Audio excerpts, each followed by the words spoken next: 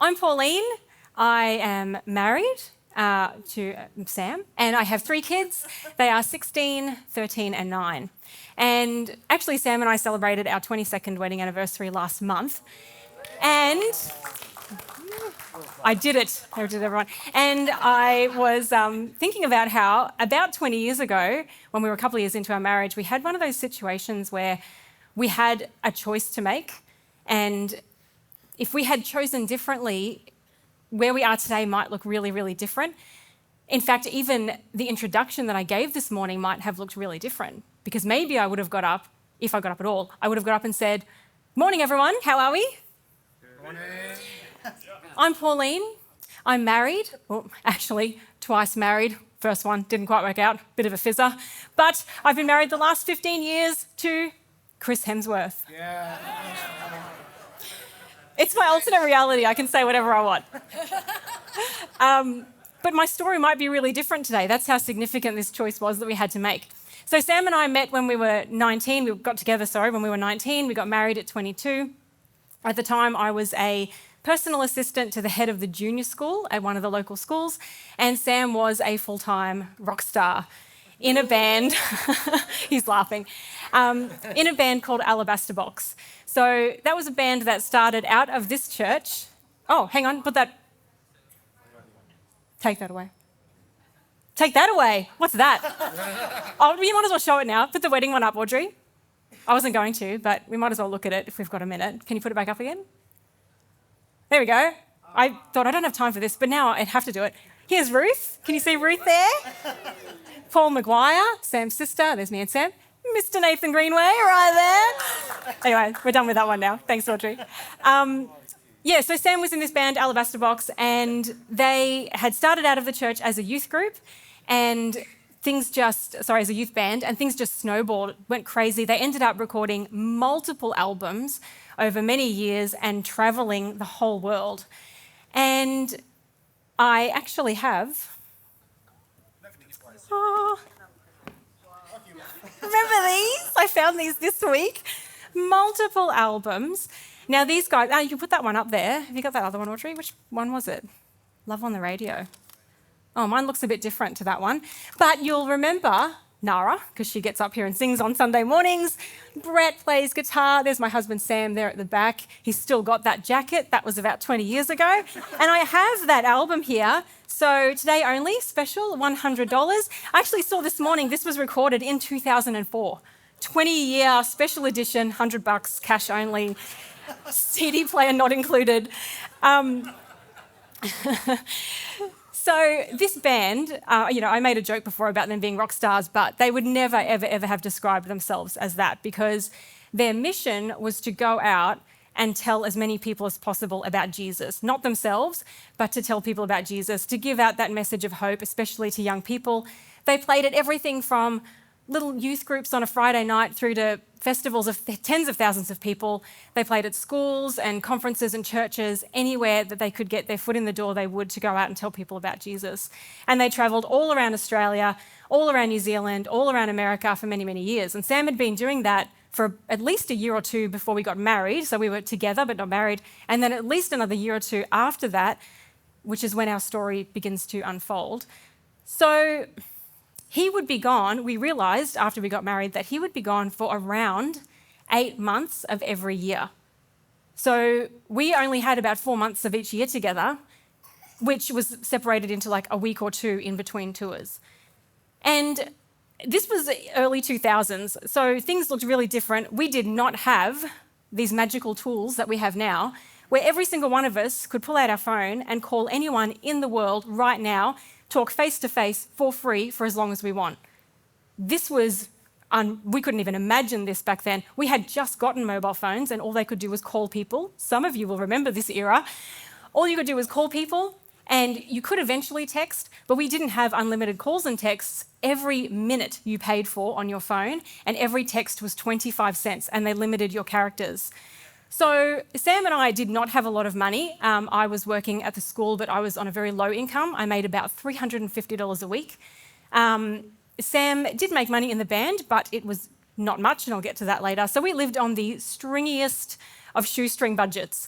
And when I say that, I mean we lived in a tiny granny flat. I remember we spent about $40 a week on groceries, which sounds impossible now, I know. It was 20 years ago. But also, I drank like those cup of soup packets for lunch. We ate 2-minute noodles. We lived on frozen vegetables and rice. Like, we budgeted. We wanted to be really responsible with what we had and save so that we could give and use that money for things down the track. So we didn't find it easy to talk to each other. We couldn't just pick up the phone. In fact, to give you an idea, a friend of ours got his first mobile phone. His first month's bill was $700. So Brett, Anara, and Sam might know who that person is. Josh, his name was Josh. And you probably don't know him, but anyway, that's a little inside joke there. But I always remember that. It put the fear into us that don't use your phone. It was so expensive. We did not have a home phone. We didn't have a landline because it cost $25 a month. And now we had our phones. We didn't need them anymore, right? Internet. We had moved on from dial-up, but you still had to physically plug your computer into the internet cable, the Cat5 cable. Most of us didn't even have internet at home. We didn't. We just used it at work. Why would we need internet at home? What on earth was there to even look up? There was no social media. The internet was pretty new at that point. And the other thing is that you couldn't call overseas either. Like right now, we can call using the internet for free anywhere. Back then, Sam would go away. Sometimes I wouldn't hear from him for weeks. Even when he was in Australia, it would be days sometimes before we talked to each other. You couldn't actually get access to the internet to even send an email unless they went to an internet cafe or they managed to go to a church or someone's home where they could jump on and send a quick email, which I would read the next time I was at work.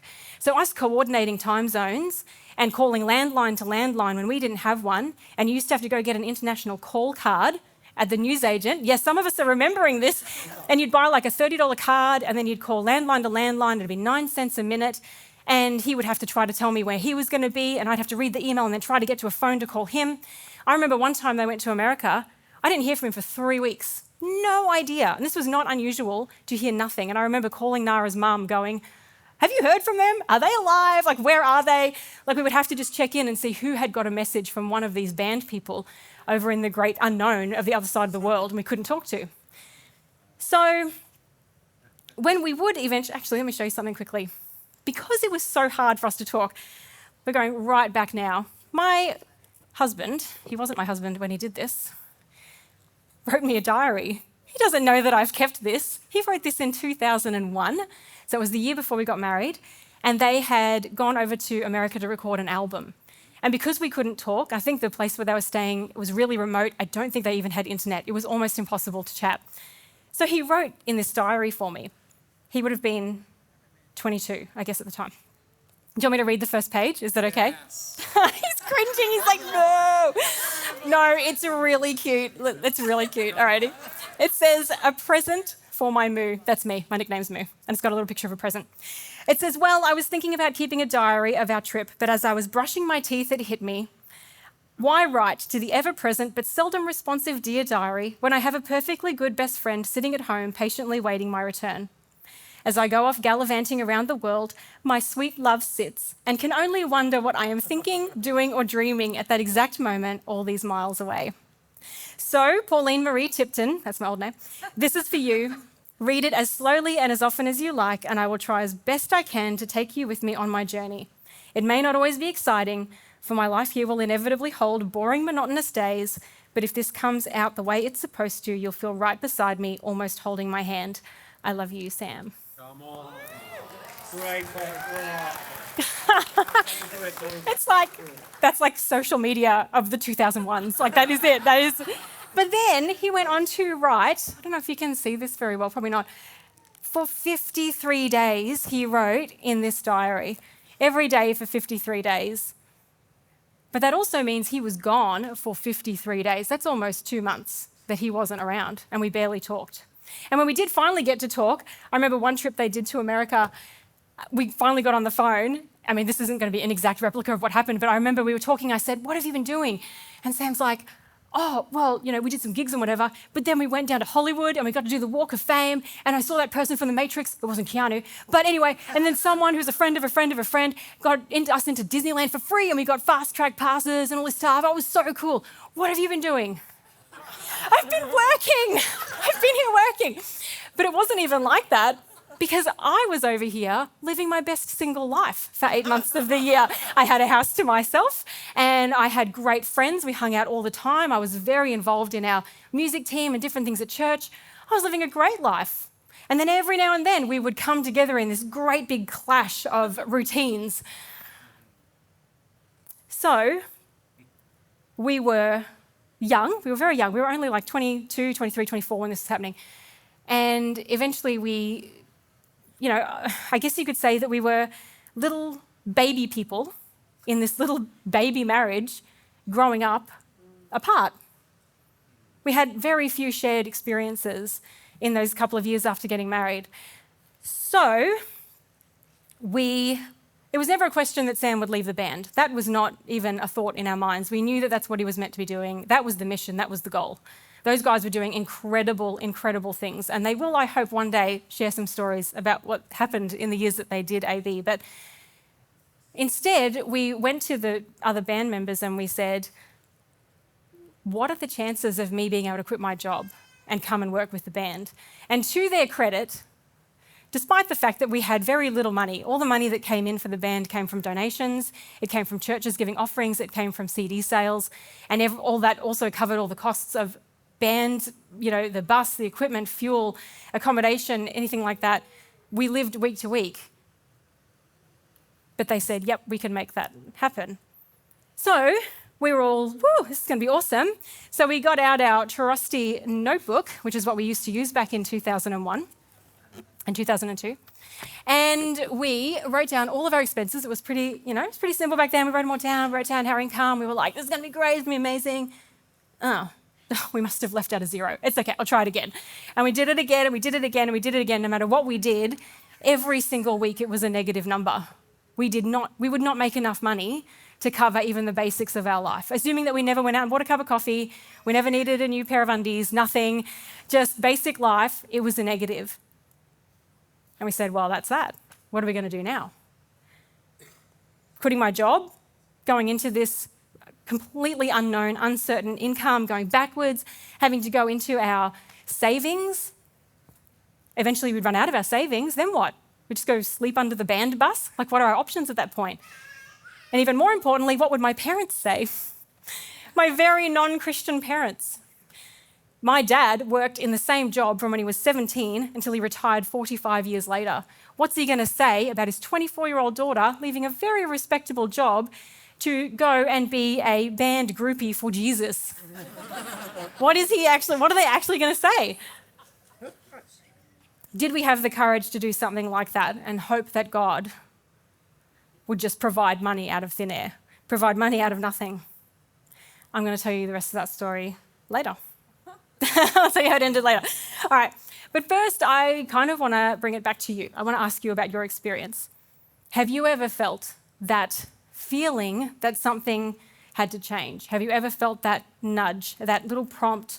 Maybe you just knew somehow within yourself that there was another course of action or a better course of action that you need to be taking, but there was this risk attached. It would require some measure of courage to be able to do that thing, because it required stepping out of your normal, everyday, what we call our comfort zone. We all know what our comfort zone is and what it feels like, but have you ever felt that you've wanted to be pushed out of that, the feeling of needing to do something, even if it's something as small as just saying something to someone? When you get that little feeling of, oh, I need to go say sorry, or I need to go say hello to that person.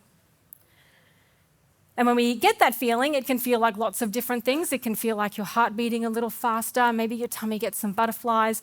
Maybe your soul just feels a bit uneasy, you just can't quite rest comfortably. Maybe you feel really excited because whatever it is that God is prompting you is actually really cool.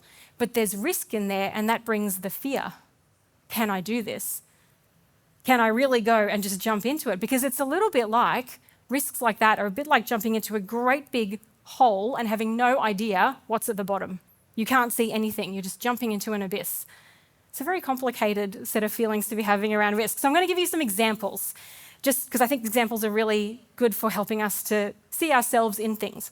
So I've split them into two groups because I reckon, this is just me saying this, I think there's two different types of risk, things that make us feel like it requires something a little extra to do this thing out of our comfort zone. I think the first one is anything that interrupts our sense of security. So, have you ever heard of Maslow's hierarchy of needs? Well, some of you have, great. Well, he was around in 1943, so I'm not surprised if you don't know. Have we got that slide of the pyramid? Okay, so Maslow came up with this hierarchy of needs that basically says this is what people need in order to feel comfortable and fulfilled. The very bottom one here is physiological. This is foundational. Nothing else will work in your life unless these things are in place. And they are the basic needs for physical survival, including food, water, a livable environment, clothing, and shelter. So if we've got food to eat, clothes to wear, and somewhere safe to sleep, we're okay. So when something comes along that threatens to turn that unbalanced, that's when we go, ooh, hang on, I don't feel okay about that. That's why I think, well, okay, let me say this to you. How do we get food? We need money to buy food today, don't we? Very few of us probably have our own vegetable gardens growing and we never go to Woolies. We need food.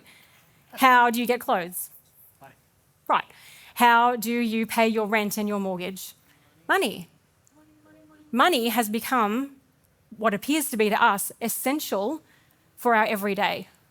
No wonder whenever something comes along that makes us think that that is going to suddenly be out of our control, no wonder we go, I can't do that. That's too risky.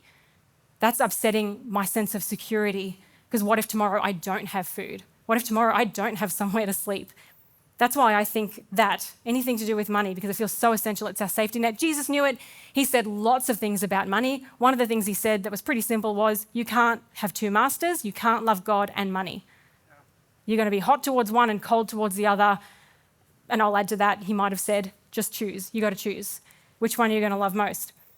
So I'll give you some examples. Okay, these are examples that can, put that sense of security into question. Feeling called into a charity, so working with certain people or in a certain area where you're committing time or money. Feeling a prompt that it's time for change, maybe becoming a parent, retiring, stepping down at work to pursue something else. Leaving, I think this is a big one, leaving a toxic or unhealthy environment, like a job or a relationship. That's going to massively throw that sense of security out. Everything that you know will be gone. Facing the challenge of breaking free from addictive or harmful habits, leaving your job to follow what God is calling you to do or what's best for your family or situation. Committing to a missions trip, adopting or fostering children, speaking up for justice or truth, when your beliefs and convictions might be unpopular and it might cost you your friends or job or your parents in my situation. So all those examples shake the safety and the comfort of our lives. They require courage to be able to do, because you're jumping into something that you don't know. How are you going to get your food tomorrow? Whatever, is this going to change? Now I'm not going to have enough money. So that's the first one, anything that imbalances that sense of security. The second one, I think, is that anything that makes us vulnerable. Anytime we're in a situation where we could be emotionally hurt, where we could be rejected, where we could be embarrassed, that I think comes with a sense of, I don't want to do this. I want to stay in my nice little comfort zone. I call it turtling. I'm just going to put my head in. I don't want to even think about it anymore. So let's have a look at some examples of vulnerability, these kind of risks. Being the first one to say sorry or I love you. Both require courage. Feeling like you have to have a difficult conversation with someone about their actions or their struggles. Mentoring or discipling someone. Making a public declaration of your faith, like a water baptism. Standing firm in what you believe, even when people around you are making fun of you for it, or even worse. What about volunteering in a new way? Maybe starting your own village, which is what we call our small groups that meet in homes. Maybe running a program for the church or for the community. Maybe sharing on stage, getting up and saying something that you want to share. Opening your home and inviting people regularly to come to your house, have dinner, have coffee. Saying hello to someone new at church. Telling someone about Jesus or inviting them to church. And then following through and actually bringing them to church, which is also scary, because we all know that we sit there going, oh, please don't be weird this morning. Please don't be weird this morning. Be normal. Please be normal. So, yes, I'm feeling like, yep. And if you're new, I'm so sorry. Hello and welcome. It might be a weird one. Yeah. If you've ever been through one of those, like I wanted to go, I'm sure there's more examples, but I wanted to give some examples so that maybe you could go, oh, yeah, actually, I do know the feeling around that one. So if you've been through one of those, how did it turn out? Did it go okay? At the end, were you like, man, I'm so glad I did that. I'm so glad I followed through. Look at what happened because of that. And on the other side of that, have you had situations where you know that you didn't quite follow through, you didn't go and do the thing that you felt that you should do, and you look back and you go, ugh, I wish I'd done that. What would have been different now if I had done that a year ago? Maybe I would have saved myself a lot of angst and stress. So, taking that leap of faith into that big abyss of I don't know where you're going to land takes courage. We've said that a few times. So where does this courage and faith come from? So I'm going to ask Tom to hop up here with me. He does not know what we're going to do, but I asked him this morning if he would be willing to be my guinea pig. All right. So Tom. Yes. So you have to have the microphone on. Yes. Yes. Yes. Great. Some of you know Tom. He often leads worship here at church, married to Tiani. Very lucky man, 2 kids. I am a lucky man. I am a lucky man. I'm a very lucky man. All right. So, Tom, I've got a box here. Okay. Do you know what's in this box? I have no idea. No. Okay, great. What I'm going to do is in a minute, I'm going to ask you to reach your hand in without looking at what's in here and touch what is in this box. Okay.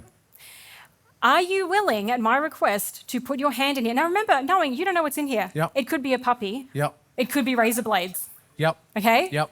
I have 2 cats. I emptied their Okay. litter box this morning. Yeah. You don't know. Okay. Could be anything. I'm game. anything. Yep. Sure. There's no guarantee. No problem. All right. Yep. Are you willing, at my Yep. request, to do that? I am. Why are you so keen to do that, knowing that you don't know what's in here? Because I trust you. Because I know trust you. me. Because you know me. I know you wouldn't do anything to hurt me. I hope you wouldn't do anything to hurt me. Maybe this is payback. I'm hoping you don't want to hurt me. And I trust you. He knows me, and so he trusts me. Thank you, Tom. Without looking, please reach into the box. Nice. Yep. Okay. Yep. Yep, you can take it out Yep. and look at it properly. Read what's on it. No, Okay. keep spinning it. Skinny mocha. My favourite Skinny mocha from the drink. junction on me. Come on. Why is Thank that you. significant that it's a Because skinny I mocha? like this is my love language. This is what gets me up in the morning. Yep. And Jesus, of course. Sorry. Skinny mocha. That's Skinny right. mocha. Yeah. I know you, Tom. Thank you. Thank you. very much, Beautiful. Tom. I will shout you one of those another day. I know you already had one this morning. Okay, what did Tom say? He said, I trust you because I know you. He knows who I am. He said, I hope. He put the hope in there at the end. I hope you wouldn't do anything to hurt me. So trust creates courage. It creates the courage to go and do something scary. There's a really good example of this when Jesus was, he was basically, I think he was probably about 30 when he did this. He was just about to launch his campaign is not right. He was just about to start going out and telling people that he was the Son of God. To this point, he'd been a little quiet about it, and he would spend the next 3 years going around healing people, doing all the miraculous things he did. So he's at the very beginning of this. He's walking along the Sea of Galilee in Israel, and he sees 2 fishermen, and it's their job. They're out there, they're throwing nets into the water, and he says, follow me, and I will make you fishers of people. And then immediately after that, the author, Matthew, who's writing about this, he was one of Jesus' disciples, he writes this immediately after. Immediately, they left their nets and followed him.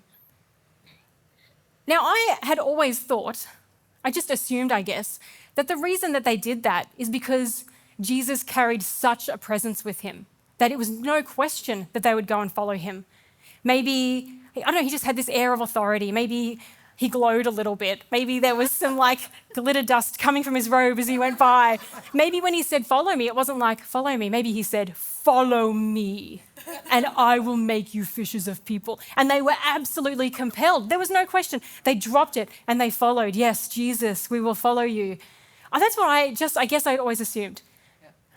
May I put forward another suggestion? A couple of weeks ago, I was reading in John, which is another account written by one of Jesus' disciples, and I had not put two and two together until I read this, and I'm so sorry if everyone knows this and I just missed it, but I'll tell you anyway. So in this book that John is writing, in this account, he's talking about a guy named John the Baptist who was baptizing people in water, and he was telling them, this all happened before Jesus said, "Follow me," to the fishermen. So before that, John the Baptist is there, he's saying, "I'm baptizing you, but the Son of God is coming, and he is who we're waiting for." Now, John the Baptist was a teacher, and he had his own disciples, he had students, and one of them was Andrew, who was the fisherman that Jesus would meet later. So Andrew's learning from John the Baptist. Then Jesus walks by one day, and John the Baptist says, "There he is, that's the Lamb of God." Andrew runs back, grabs his brother Simon, who was the other fisherman. They go back, they follow Jesus back to where he's staying, and they spend the whole afternoon with him. They're there, they're learning from him, he's teaching them stuff, they're probably eating together. And during that time, Jesus said to Simon, "From now on, your name is going to be Peter," or it was actually like Cephas or something like that in Greek, but it became Peter in English. And so from then on, Simon is actually called either Simon Peter or just Peter. So when Jesus walked by those two fishermen later at the Sea of Galilee, they already knew each other. So when he said, "Follow me, and I will make you fishers of people," I will show you, I'll teach you how to go out and bring people to me so that they can go to heaven and have eternity with me, they already knew him and they already trusted him. Maybe. I don't know. Maybe. That makes sense to me. They knew who Jesus was, and so they trusted him, and that trust turned into courage to leave their net full of fish. This was their trade, a net full of fish that they dropped, fish that would become food that they would eat, fish that they would barter for clothes and other things that they needed, the fish that helped to keep them in a home and a roof over their head. They dropped it, and immediately they went and followed him. Because they knew him, they trusted him, and that trust turned into courage. So, 20 years ago, when Sam and I had to make that decision, we said, well, we know for a fact that God would have us choose our marriage over money. So I handed in my resignation, and I started just doing like merchandise and websites and money stuff for the band, and I got to travel around. And God always looked after us. And again, I think that Brett and Nara and Sam, and we could all get up and share so many stories about this, but for us personally, we never really had to worry about money, but we always had to have faith that God would bring it in. And stuff happened, like when I worked at the school, I was doing the yearbook, and they said to me, "Oh, can you just keep doing it and send us invoices?"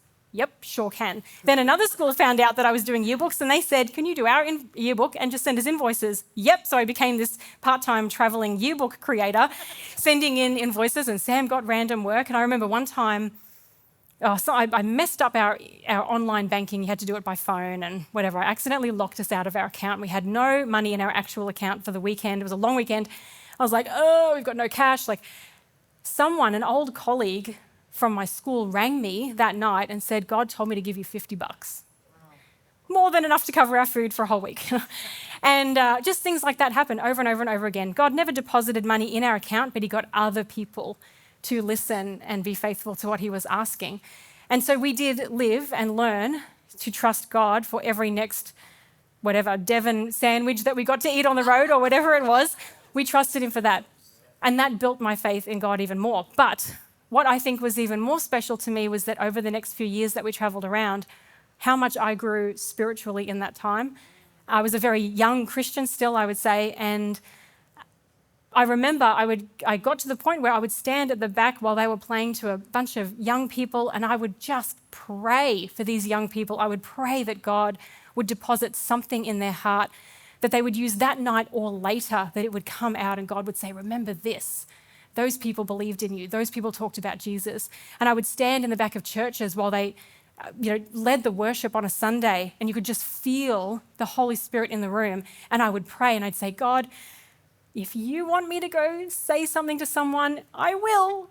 I don't want to, but I will." And I just pushed myself over and over again. And I know I didn't get it right all the time. I know I missed the mark sometimes. But the growth that I had spiritually in those years was the foundation for who I am today. I don't think I would have had those opportunities if I'd stayed at home and just kept on working and living our separate lives, and who knows where we'd end up and if our marriage would have made it.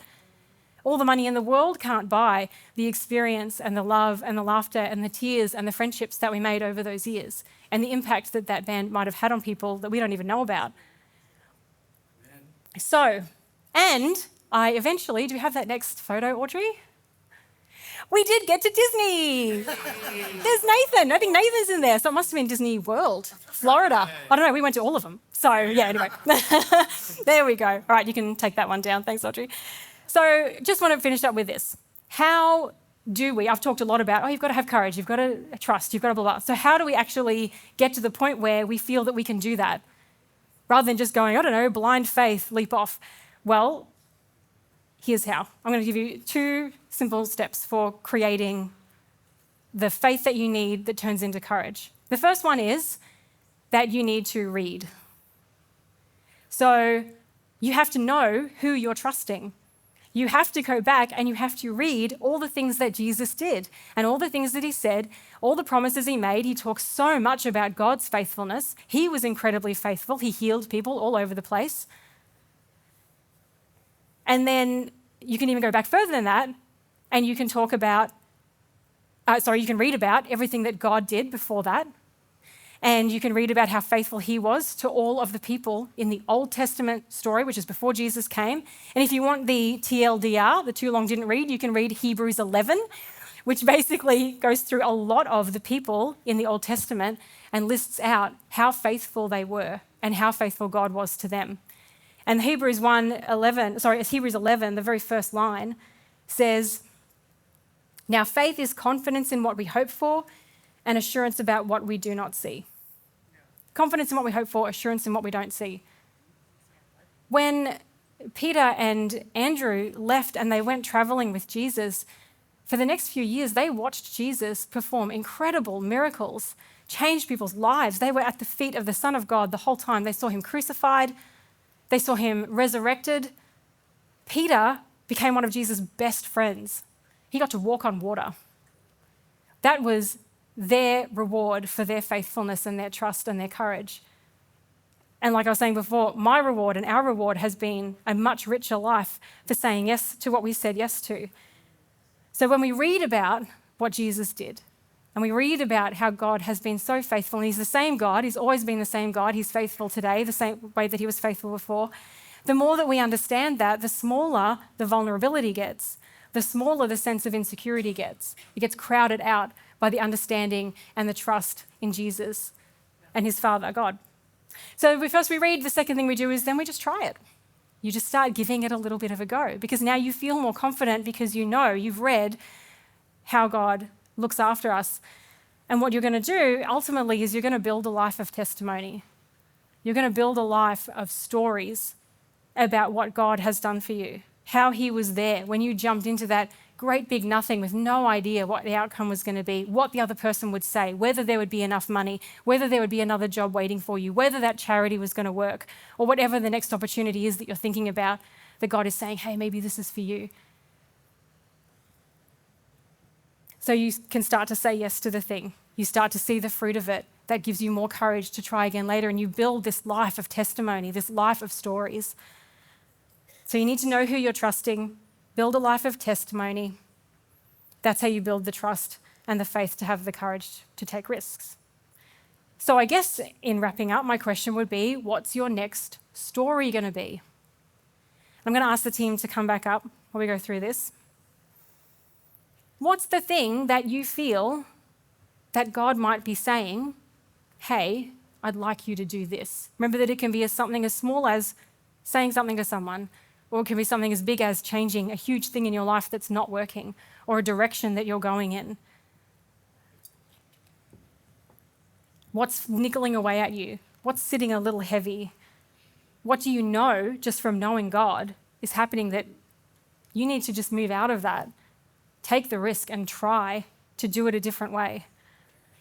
Maybe God's been really clear about something and you're sitting here going, yeah, but I don't think I've got the money to finance that, or I don't think I could take the time to do that, or what about that person? And you've got a list of a million excuses. I'm saying this because I know this feeling as well. Why are you just sitting on it? What are you waiting for? Are you waiting for God to open a door? Sometimes we have to also go out and look for the opportunities. So this year, as Pastor Kev said, the word has been risk. I've been thinking about it a lot this year, and it's October, and I'm kind of annoyed that there are some things that I know I should be doing and I haven't quite actioned them yet. And I'm like, why are you sitting here inactively just thinking about it? So this has been a little bit of a kick up the bum for me as well. What am I waiting for? And I would ask the same thing. What are you waiting for? If something is something that you feel called to do, what are you actually waiting for? Like, really do think about that. What am I waiting for? Do you just need to pray about it a little more? Do you need some more clarity? But what are you waiting for? Can you imagine what might happen if you take that chance and just trust God for the outcome and then he comes through? What could life look like for you in a year if you went and did that thing, if you repaired that relationship, or you took that little chance, or you took the great big leap for something that God's nudging you towards? Whose life would you change? Who might be missing out on eternity because you're worried about money, or you're worried about what someone might think about you because it's pushing against your sense of security, or it might mean that you feel a bit vulnerable in that situation? And then I would say, what's the worst that could happen? In the end, what is the worst that could happen? So the team are going to play a song that is probably one of the best songs about taking a leap of faith that's ever been written. So we're going to sing this together. And I just would, I guess, encourage you that just take a couple of minutes. You can sit and you can listen, or you can stand and you can sing. But if there is something, just take a moment to identify it, really say it to yourself, and then ask, what am I waiting for? And God, what are you going to do? And then start working on that trust and that courage. So thank you. I'm going to pray, and then, we'll sing the song together. Thank you, God, that you are all the security that we need. You have provided everything that we have today. And we just have to remember to take our eyes off the stuff and look at you and your faithfulness and what you have done over literally hundreds of generations for your people. And we thank you for Jesus, and that he came and he showed us just how much he loves and cares about us, and that in all things you want good for us, and that you require our faith to be able to use us. So I pray that over these next few minutes that you would highlight things to people and just give them that moment of, hey, I could do this. I could do this for you, God. Give them that moment of courage to really think about it. Thank you, God. Amen.